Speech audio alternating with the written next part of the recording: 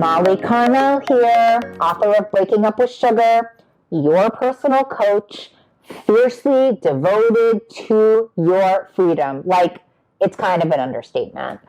So, I have treated thousands and thousands and thousands of people and helped them to break free of their relationship with sugar, divorce dieting, find loving, loving relationships with food.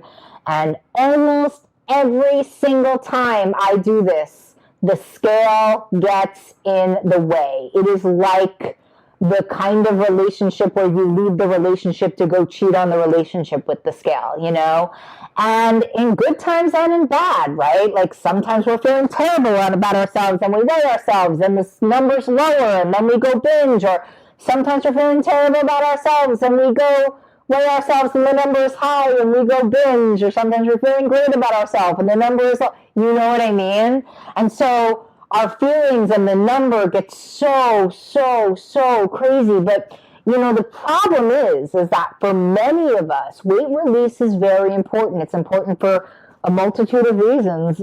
First of all, being our health, right? That we want to release weight so that we can have better feelings in our joints, so we can not have sleep apnea, right? So that our cholesterol can go down. Like the list is endless. And listen, I'm a big fan of feeling better in your body, right? Like I've been in a 325-pound body. I didn't like it. It wasn't my choice. If that's your choice, that's okay. But my choice is never to live in a 325-pound body. I didn't like it. It smelled bad and it hurt. And it was a terrible time for me. And releasing that weight gave me a lot of freedom. And the behaviors that I did in releasing that weight, like, made me feel really good about myself. And for you too, all of this is possible.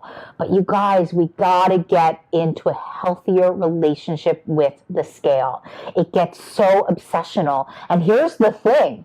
Very rarely have I seen someone who doesn't have a boundary or a limit around the scale that's worked, right? And so we can't be having a relationship with the scale where it's like, oh, I feel like I should weigh myself today. And then I go do that. Like, because we can't really trust our feelings and we want to be having a kind of neutral relationship with that scale. I'll be honest. I wish that every single one of you could come to my program, The Beacon in New York City, because guess what we do there? We do this thing called blind weighing, which is that we weigh our clients when they come in to see us and they don't know their weight, but we're able to keep track of it so that the number is going in the direction that we want them to. Now, to me, this is ideal. Maybe this is something that you can do with your therapist or your doctor. They can blind weigh you. I mean, to me, that is number one ideal. The number's going in a direction you know it's going in, and then you have a very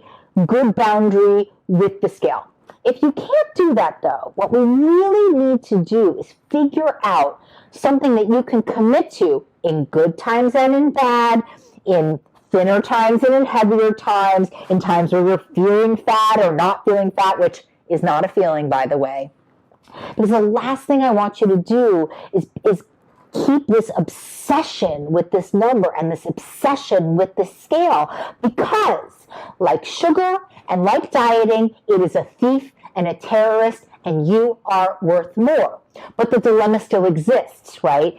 I don't think it works if you don't go on the scale at all, because then you don't have a sense of if your relationship rehab plan is working, right? And a lot of times we can get into delusion and we can get into denial and we stop weighing our food and we're kind of eating more than we know that we are. And in some ways, that number on the scale can have us start to think if we need to make adjustments or go back to basics. It's quite important in some ways because we can have these blind spots that we don't even know that we're lying to ourselves, right? That's denial. Don't even know I am lying to myself. So I want you to really get thoughtful, and I want you to think about a loving, loving way that you can get into a relationship with scale and not break that promise to yourself, right? Maybe it's weekly, maybe it's monthly. I don't think it should be much more than that, although as a scientist, I feel as though I have to tell you that there is a good data that supports if you weigh yourself every single day, that sometimes is helpful. I don't want you to do that. I'm your coach. If you're asking me for my professional opinion, I'd say please don't do that. I'd say please either do once a week, twice a month, or once a month, and stick to it like your life depends upon it.